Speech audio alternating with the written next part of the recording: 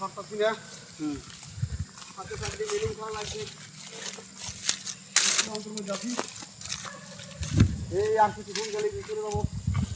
আমার ভিতরে মুরগিদের ফেললি না পাম বাগান এটা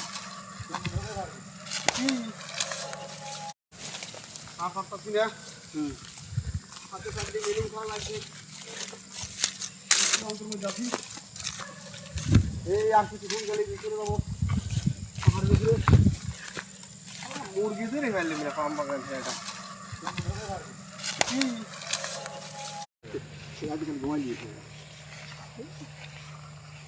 আমার ঘরের লোক মেলা কদিন একসাথে হয়ে ওরা।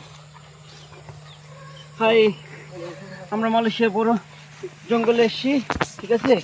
এটা পাম বাগানের বড় জঙ্গল, আর এটা অনেক বড়।